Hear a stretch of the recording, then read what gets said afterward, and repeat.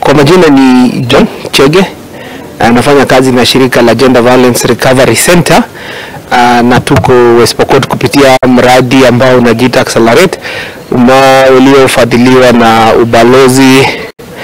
ubalozi wa Denmark nchini Kenya. So katika Accelerate tumeweza kufanya kazi na kaunti nyingi na West Pokot ikiwa mojawapo, na ndio sababu tuko hapa siku ya leo kuzungumzia au kuangazia zile hatua ambazo wamechukua ili kutengeneza the county GBV policy.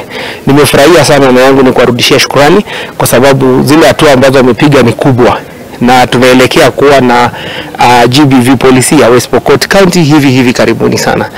I'm Simon Kariwalem. I'm in charge of gender issues in West Pokot County Government. Vile tunaiandika hizi sheria, tunaiandika kwa sababu tunajua ya kwamba katika jamii letu wanaume wako mstari ya mbele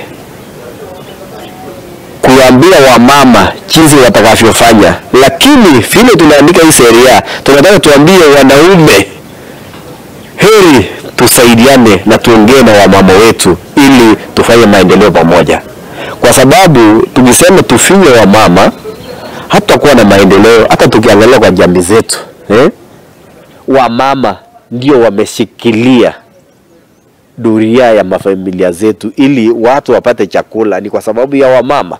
For us to really address these issues in West Pokot, then we all need everyone in it, both the men and both the women. Because, come for example, the teenage pregnancies, who are contributing into this? It is the men. And for us to really take girls to school, to reach their full potential, there is need for us to have a gender policy in West Pokot that really looks into us solving the issues in West Pokot.